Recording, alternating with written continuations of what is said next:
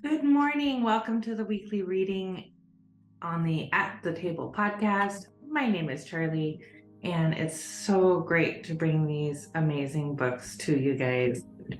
We are currently reading The Mastery of Love by Don Miguel Ruiz and Career Self-Care by Minda Zetlin. And it's really interesting to see how these two books actually go together. And we discuss them on Mondays for Mindset Monday. This week, we're on chapter 7 of both books, and we're going to get started with The Mastery of Love. So go ahead and grab your copy, have a seat, get your coffee going, and let's go ahead and get into it.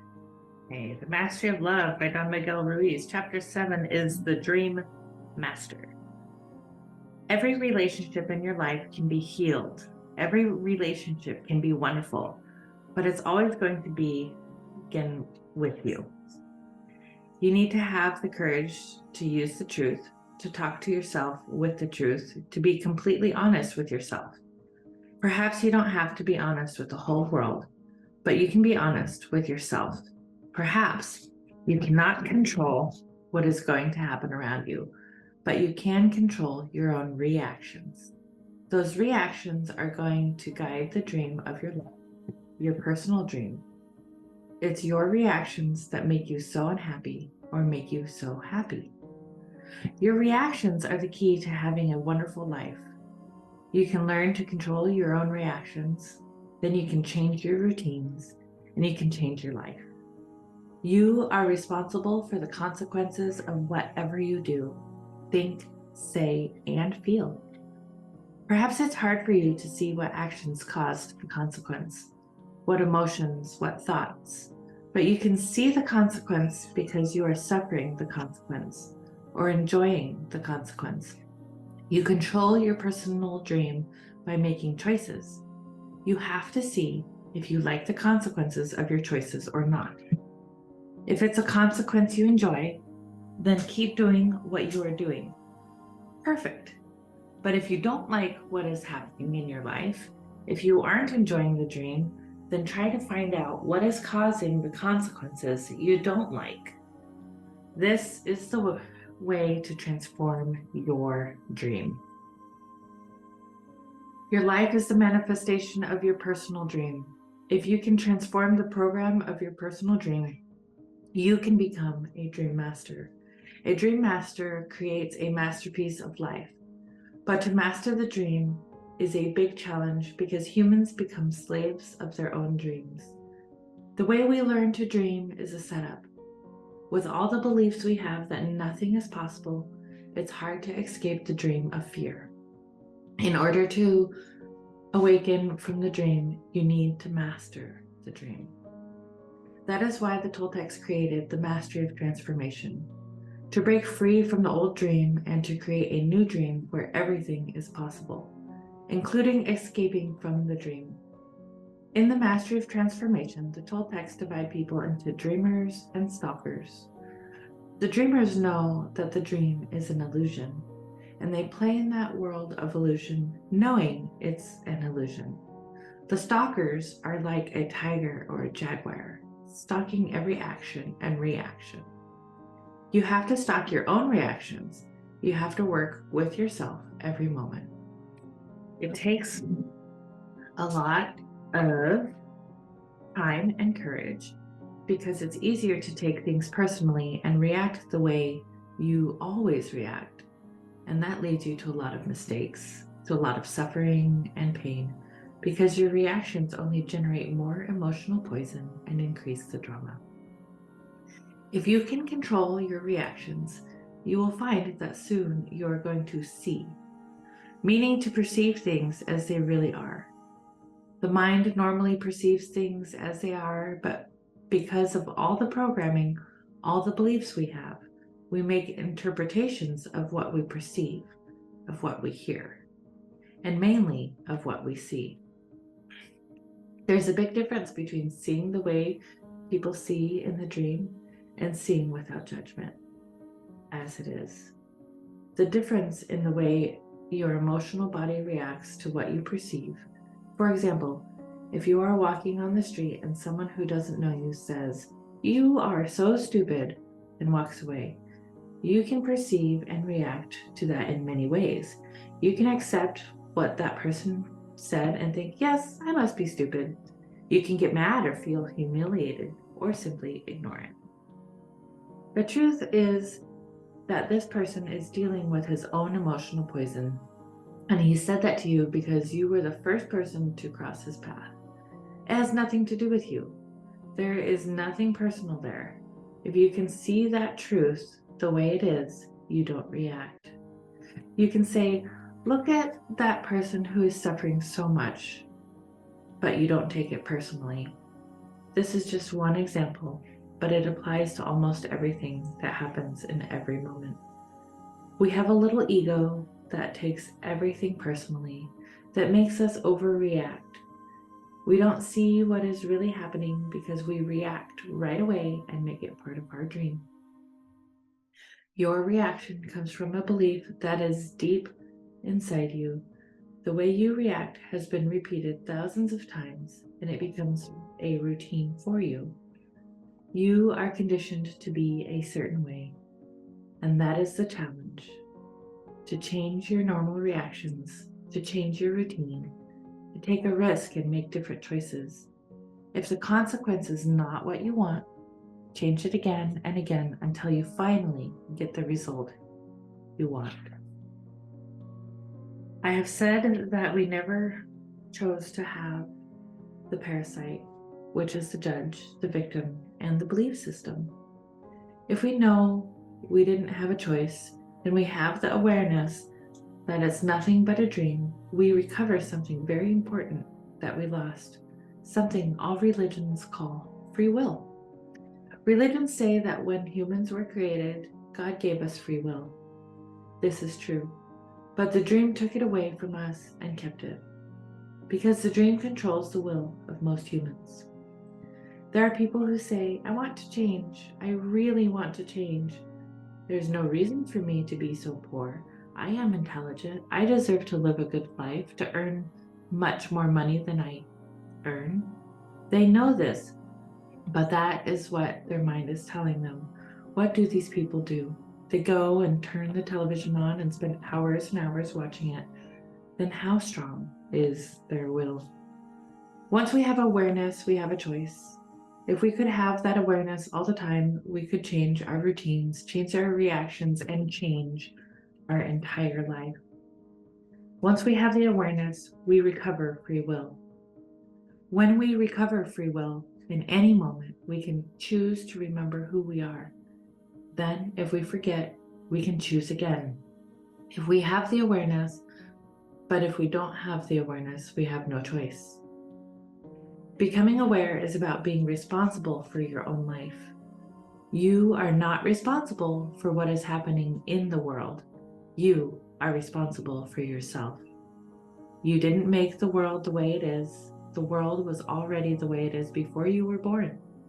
You didn't come here with a great mission to save the world, to change society, but surely you come with a big mission, an important mission. The real mission you have in life is to make yourself happy. And in order to be happy, you have to look at what you believe, the way you judge yourself, the way you victimize yourself. Be completely honest about your happiness. Don't project a false sense of happiness by telling everyone, look at me, I'm a success in life, I have everything I want.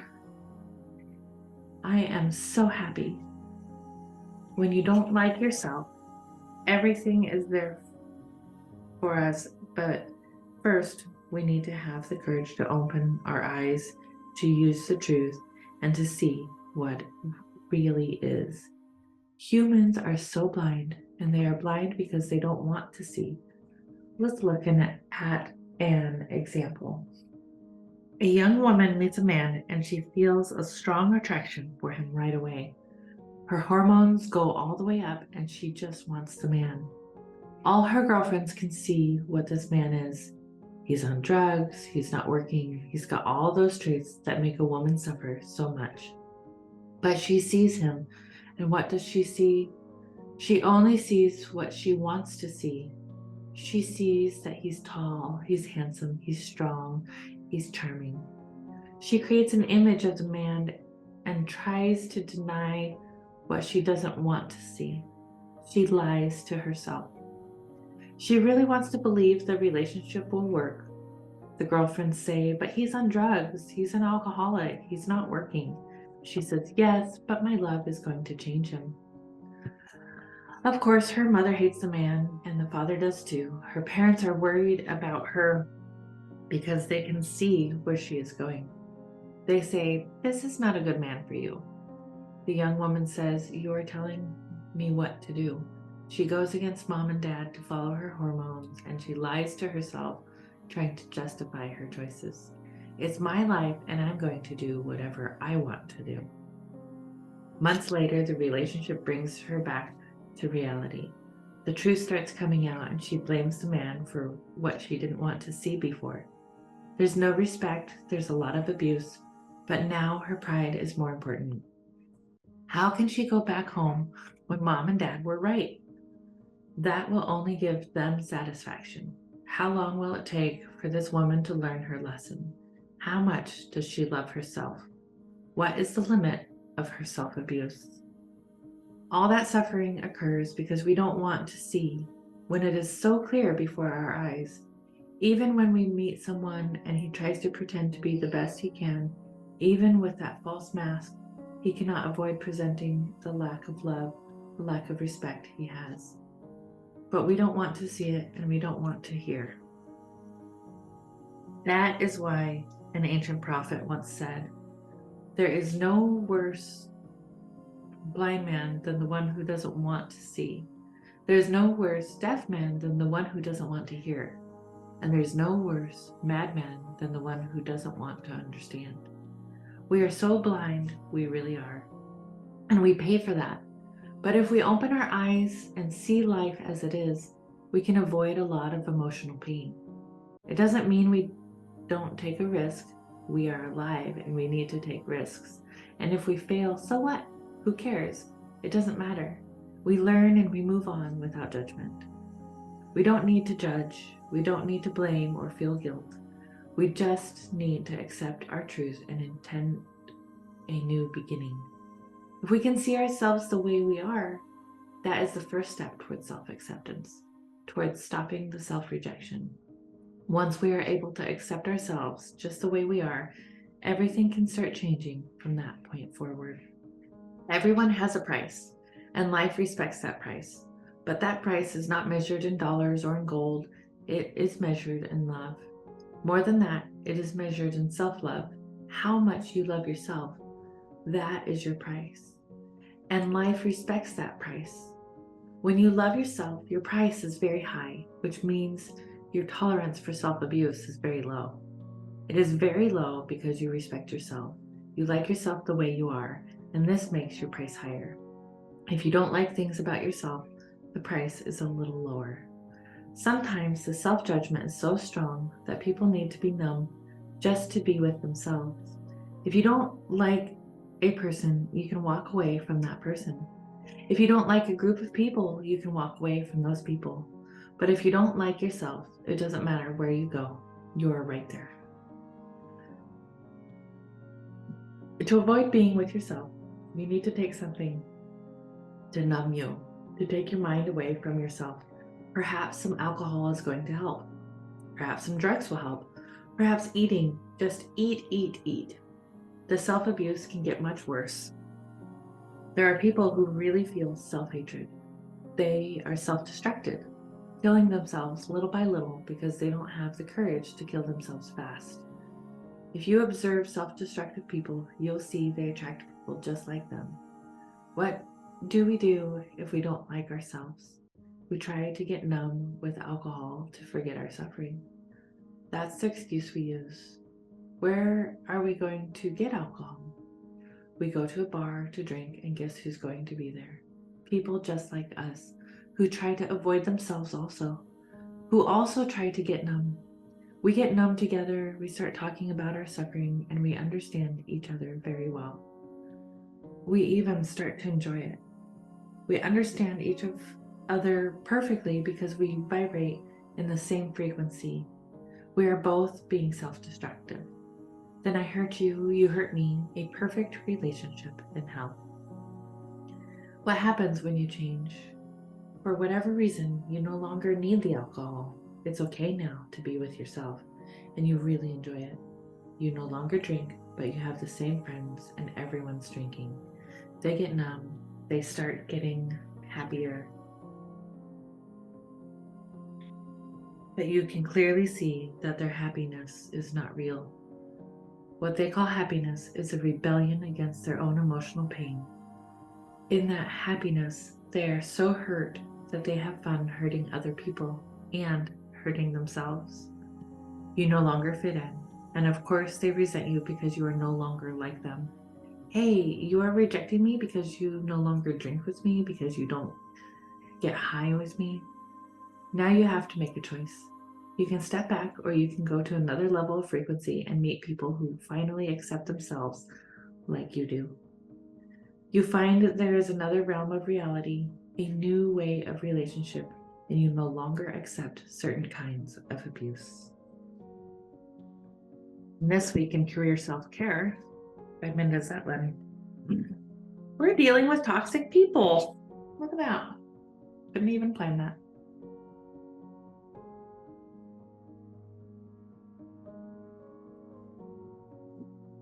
Years ago, Bill and I moved to rural Massachusetts, far away from all my writer friends. I loved the area and I was happy to be there for my husband's new job, but I missed the social atmosphere I'd left behind. Then I found what seemed like a perfect solution. A fun-looking magazine for the food and wine industry was located in a neighboring town. I didn't know much about the restaurant business, but I was willing to learn. It turned out the magazine needed a business writer. I didn't know anything about wine either, but I really wanted to learn about that. On my first visit, the managing editor kindly invited me to the magazine's impressive wine cellar and picked up 2 wines that he said would be educational for me to take home. I was ecstatic. Then I met the editor-in-chief. He was suave and invited me into his large office for a chat. There was some talk about the magazine and how my work would fit in. Then he mentioned, almost in passing, that he thought the managing editor was not very good at his job. My radar went up immediately. I was about to start working with that managing editor. Why badmouth him to me? It was an obvious red flag, but I was in love with the idea of working at the magazine, so I ignored my misgivings and headed back to my home office with several assignments to complete. I hit trouble on the very first one, which was an overview of how restaurants handle desserts. Since I wasn't an industry expert, the magazine had promised to provide sources for the story. They did, after several reminders from me, 4 days before the deadline. I sprang into action and completed the piece just in time, but it wasn't the best piece of writing I've ever done. I didn't hear from the magazine for several days, but I didn't worry about it because I'd been invited to join their weekly Friday morning meeting. Hanging around drinking coffee and discussing ideas with a bunch of writers and editors sounded like just what I'd been missing, so I showed up promptly at 10 a.m. I waited and waited for the editor-in-chief to start the meeting, which he delayed to 10:30, then 11. I hung around awkwardly, making occasional small talk, but mostly keeping to myself because the people at the magazine were busy doing their jobs. No one seemed particularly bothered or surprised that the meeting had been delayed, which told me this was something that happened often. While I was waiting, the managing editor handed me a printout of my story, saying simply, "This is for you." In the margin of the first page, the editor-in-chief had written, "Not very good, rewrite," and that was all. I had expected to rework the story. It was my first time writing for this magazine and about this industry. But to tell me my work was subpar without any suggestions for improving it was insulting and unprofessional. Worse, it left me to figure out, with no guidance at all, how to make the piece better match what the editor was looking for. Just as I was digesting this, word came that the editor had canceled the meeting after all. It was now completely clear that I was dealing with a toxic person. I took my article and went home. Now that I knew the deadline didn't matter, I took another week to rewrite it, using the time to do additional research. I knew the piece was much stronger when I emailed in the second draft. I also knew I should stay away from the office, thus forcing the editor-in-chief to interact with me by email. With email, I figured it would be harder for him to just scrawl, not very good, and send something back. He'd have to be more specific and make himself clearer. I sighed as my lovely vision of collegial conversations with other writers over glasses of fine wine evaporated. 4 types of toxic people. Toxic people are everywhere, and like the editor-in-chief at the restaurant magazine, most will do something to let you know how toxic they are within minutes after you meet them. But because they're everywhere, they can be hard to avoid, and unfortunately, they can sometimes cast a big shadow over your work life. It's a near certainty that at some point in your career, you'll have to deal with a toxic colleague or, worse, a boss.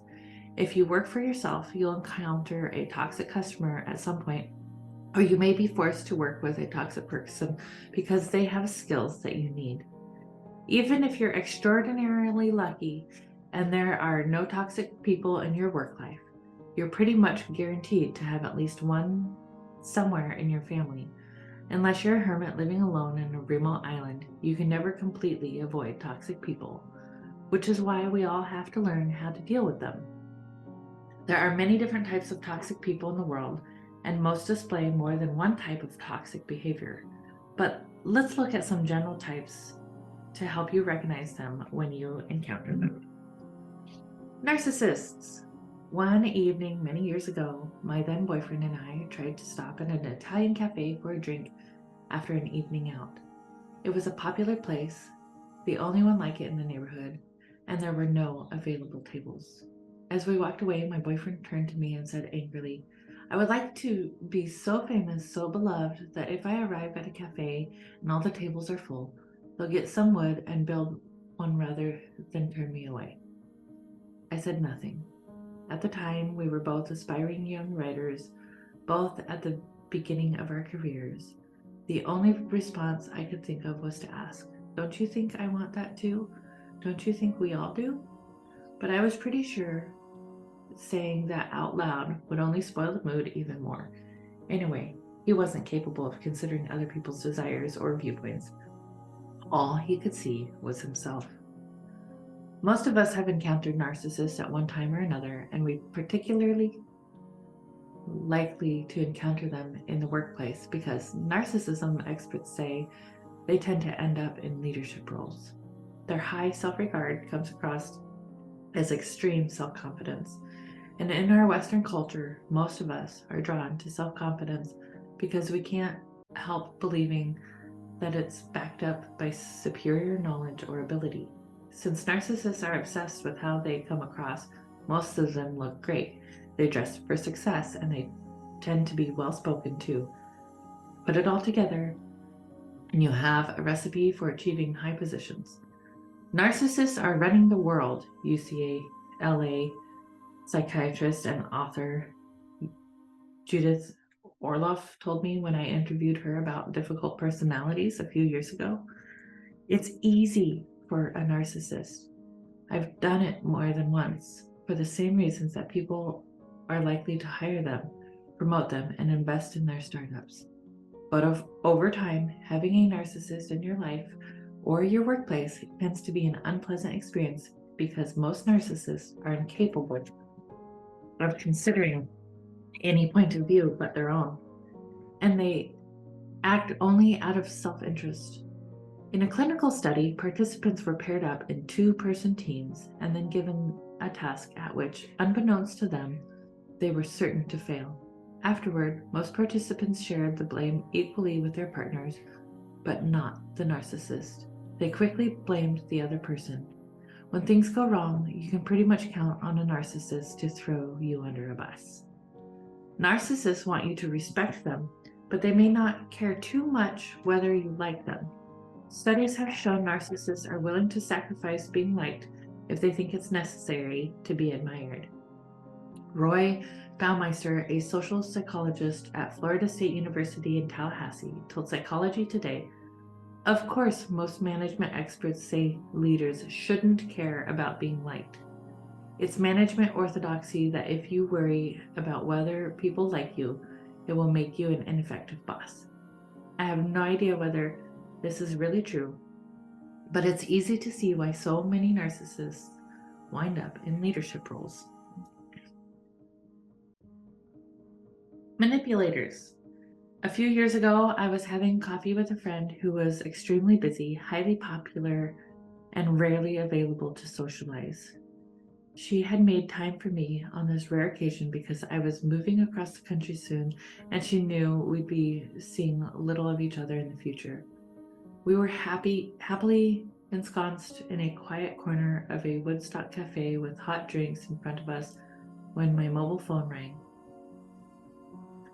It was a friend of mine calling from an electronics store where he was shopping for his mother, one of the most manipulative people I've ever met. He wanted to buy her a tablet or e-reader to use in bed, but she had told him it had to be ever so light as she would tire easily holding it. Because he viewed me as an expert on technology in general and electronic reading in particular, he was seeking my advice. And just like that, I got sucked in. I wound up wasting half my time with my rarely available friend in a struggle to come up with an e-reader solution this demanding person might like. It's uncanny how manipulators, even working secondhand, can get you jumping through hoops to try to please them. In this case, the manipulator was controlling not only her son, but through him, me as well. Looking back, it would have been so simple to avoid. I could have said that I was unavailable, and if he needed my help, he would have to call at another time. Even better, I could have let the call go to voicemail in the first place, which would have been both smarter and politer than answering. Once I picked up the phone, I was probably a goner. They made me feel needed, like I was uniquely wise about technology, and thus the only person in the universe who could help them. Manipulation takes many different forms, but it often comes as gossip or a confidence. Whenever someone tells you something that's supposed to be a secret, watch out. There could be manipulation at hand. Years ago, a particularly manipulative friend of mine went through a bitter divorce. My husband Bill and I still liked her ex-husband, who seemed to have few friends. I should reach out to him, said Bill, who tends to be gregarious. And he did. He left a message on the ex-husband's answering machine, inviting him to get together for coffee or drinks. When my friend heard about this, she took me aside to tell me that her husband had never much liked Bill. I didn't respond, and after a few beats, she added, "You can tell Bill if you want." This time, the manipulation was so obvious, I nearly laughed out loud.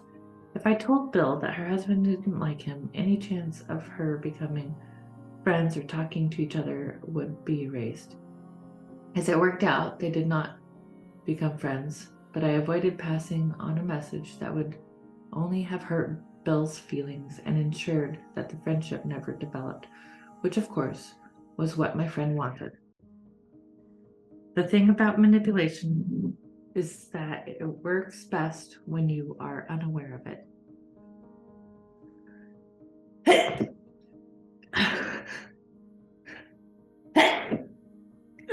Excuse me.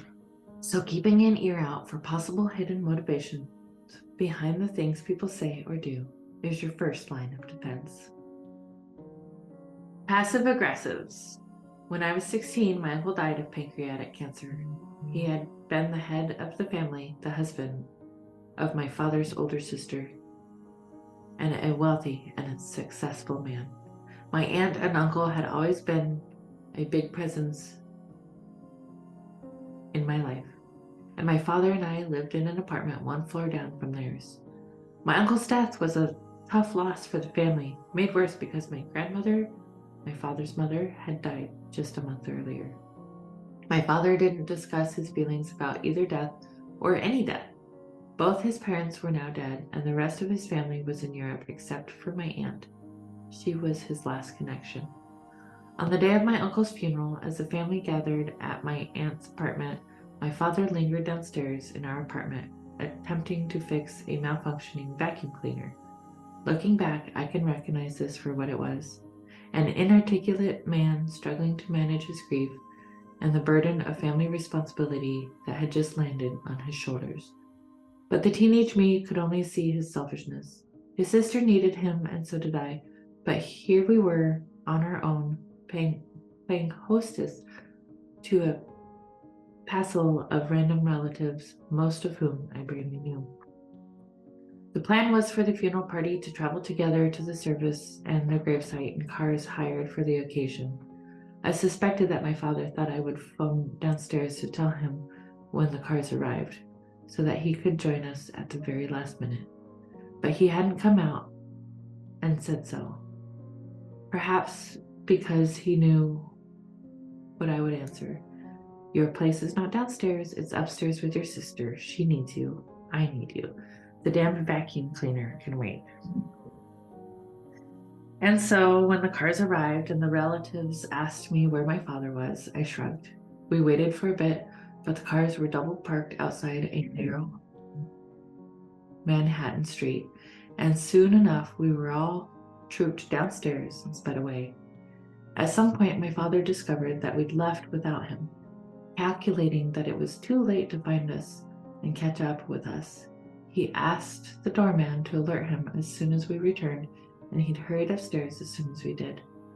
My aunt was so furious that she turned on her heel and walked away, refusing to speak to him or to look at him.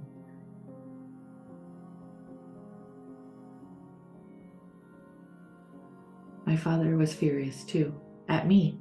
He lit into me right there in front of the rest of the family. This was, of course, a tactical error, as they all came to my defense and told him, in no uncertain terms, that missing his brother-in-law's funeral was his fault and not mine. When I told my husband this story recently, he said the same thing. It wasn't my fault. Maybe he's right. But even at 16, I realized that by swallowing my anger and making a 10-second phone call, I could have averted the pain and hurt feelings that lasted for years between my father and his sister. Or I could have accomplished the same thing by not swallowing my anger, by calling him and telling him exactly how big a jerk he was for staying away. Instead, I turned a bit of bad judgment into a very big mess. And like most passive-aggressive people, I came out of it all looking completely innocent.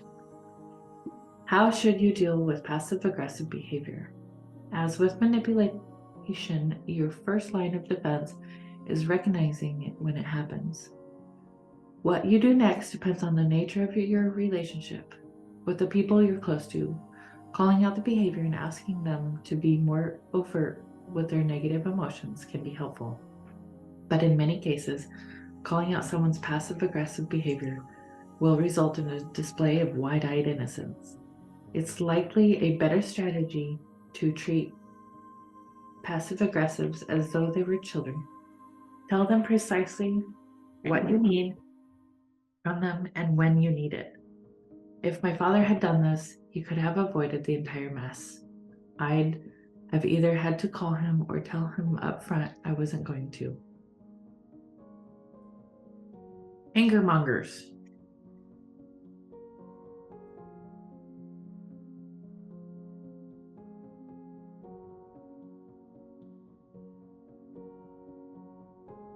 Anger mongers are the opposite of passive aggressives. They're all aggression all the time. You know the type of people I mean? They're the ones you censor yourself around, trying your best not to be the target of their wrath. Years ago, I served on the board of a nonprofit with a fellow member who was a true anger monger. I often suspected that was his real reason for serving on the board. He rarely volunteered to lead board initiatives or take on tasks, but he clearly loved a good debate. It gave him the opportunity to pound the table with his fists while making some passionate point or other. If anyone dared interrupt his tirade, he would insist loudly, "Let me finish." On the other hand, he often interrupted other people himself. If the rest of us board members never confronted the anger monger, It was easier to just let him rage on till he wound himself down, then continue with whatever we were doing. But a few months later, a different board member quit the board because she couldn't stand the anger monger. Confronting an anger monger is never easy, especially if you're as conflict averse as I am. The experience on the board taught me a valuable lesson about the dangers of just letting this behavior go, and yet I still struggle to react appropriately when confronted with someone who trades in unreasonable anger. Things get even tougher when the anger monger is your boss or valued customer, which is highly possible since people often feel comfortable dumping their anger on those who can't easily walk away. If so, keep reminding yourself that irrational or excessive anger is inappropriate and that the problem is the anger monger's and not yours. Orloff recommends confronting overly angry people. As unpleasant as it is, that probably is the wisest approach. You can do this in a calm way, in private, after the angry person's outburst, letting them know that you will not put up with the behavior and making clear what the consequences will be. You might leave for a different position, report the behavior to human resources, or whatever else makes sense. Be prepared to make good on your ultimatum if the anger monger attacks again. One other thing. You may be tempted to simply walk away from an anger monger in the middle of an outburst. I've done that myself. What I discovered is that if you're going to do that, be prepared to keep on walking. Walking away will make the anger monger exponentially angrier, and it will escalate the conflict between you.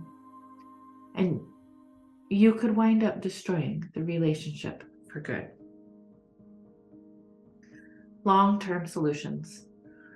Up to now, I've offered mostly short-term tactics for dealing with toxic people. It could be that's all you need. A manipulator who tries to manipulate you and fails a few times may very well give up trying. For example, but most of the time, you'll also need a long-term approach to dealing with the toxic people in your life. You basically have two choices: get further away or get closer. Getting further away by getting the toxic person out of your life is often the simplest and best thing to do. Find a different boss or customer or friend. Let's face it, life's too short for you to spend a large amount of your time with someone who makes you miserable. That's what I did with the editor-in-chief from the Food and Wine magazine. I finished out my first set of assignments for the trial period. Then I sent an email explaining that because of the work took more time than expected, I regretfully needed to raise my rates to nearly twice what they'd originally offered. In case that didn't work for them, I could recommend a different writer who would likely be available at my original rate. That's a handy thing about being a writer. If you have to work you don't want to do, you can almost always find someone else who does. Dramatically raising my rates, if I can find a reasonable explanation for it, is my favorite way to fire an undesirable client. It allows them to reject me rather than me rejecting them, which makes them feel better and leads to fewer hurt feelings. It makes me feel better too because, damn, I am worth that much. And every once in a while, someone says yes to the higher rate, which is a nice incentive for putting up with whatever they're doing to annoy me. However you do it, it's always a good idea to avoid burning bridges if you possibly can. In most industries and most communities, people know each other, and word gets around, usually with surprising rapidity. Even if you know you never want to work with or even talk to the toxic person again, making an enemy of them won't help you. It could, in fact, harm you. There's another approach to dealing with a toxic person that is much more challenging, but ultimately might be more rewarding: befriending that person. I know, you would rather be set on fire, but hear me out. Toxic people are never born that way. They become that way, either because they believe it makes them safer or because they believe it will help them get what they want. And many toxic people are toxic in some situations, but not others. We've all known people who are sweet and mild-mannered to all their friends and neighbors, but turn into angermongers in the privacy of their homes. Both my father and Bill's father fell into this category.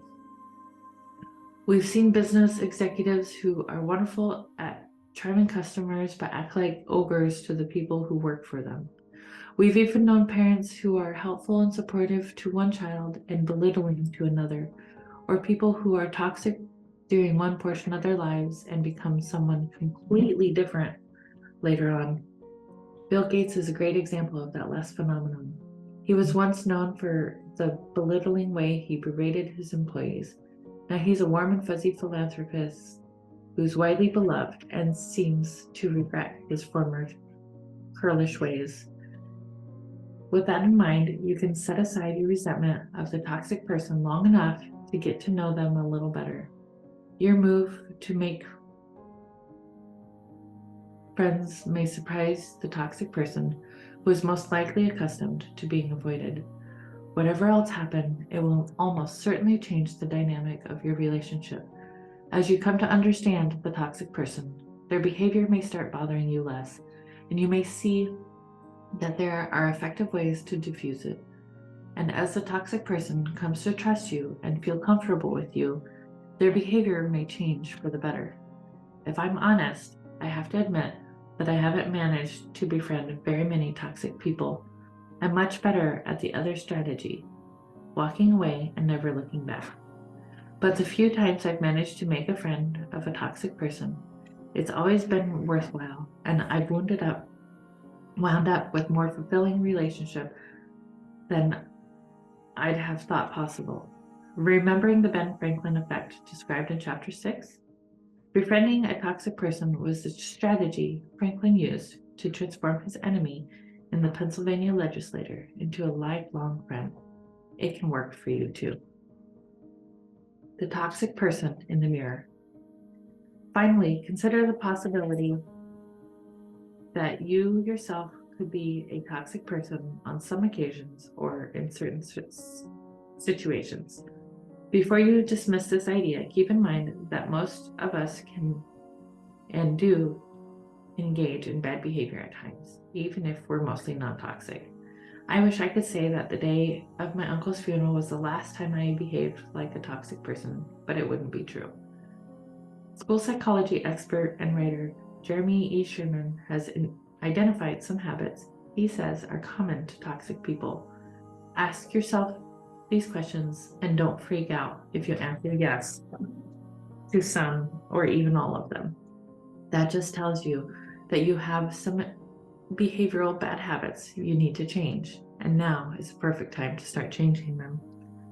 Number 1, do I tell people how honest, trustworthy, or generous I am? If you do, that may be a sign that you're a toxic person, because most people who are trustworthy and generous don't say so. They know that others will judge them by what they do, not by what they say they are.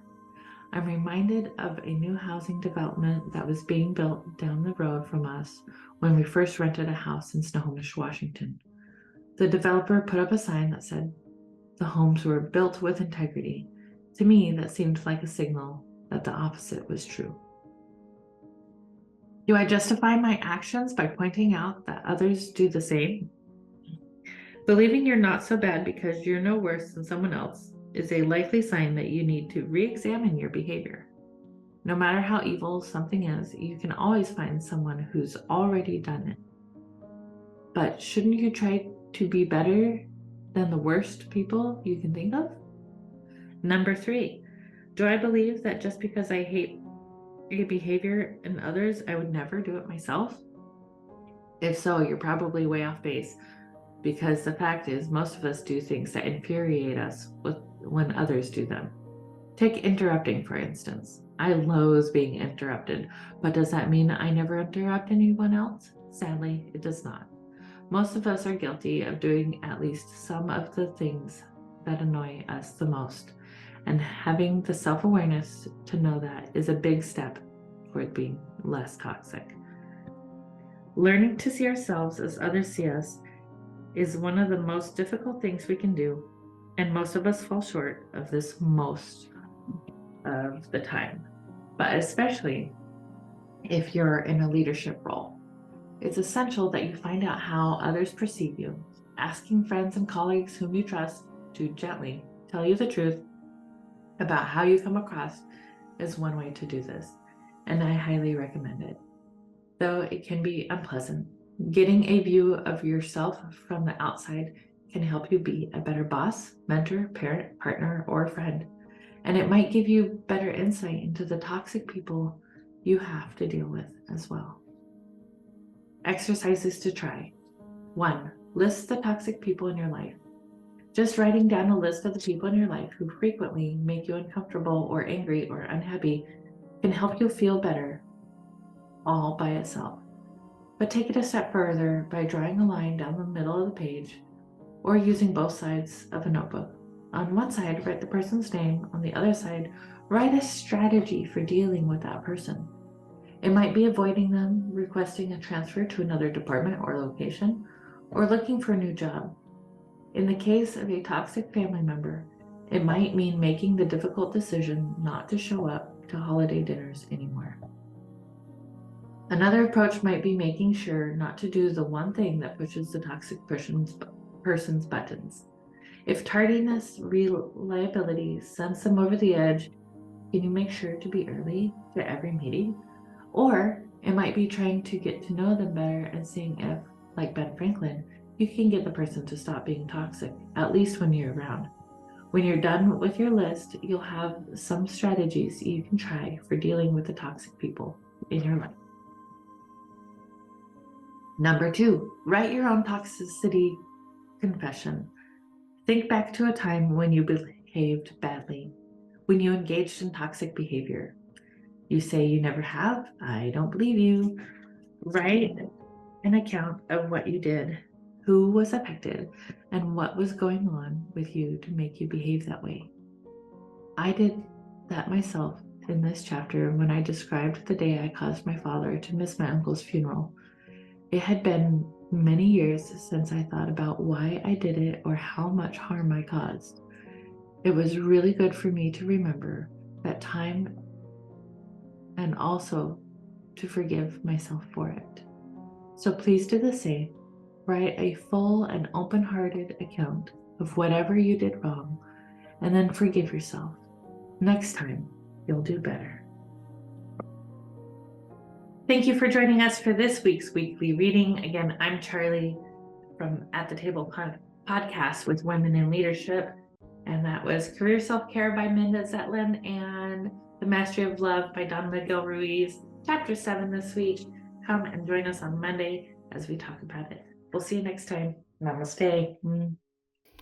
The Marysville Police Foundation is a 501c3 organization to support these areas of the Marysville Police Department, law enforcement, officer wellness, and the community outreach programs and activities. We look forward to serving you.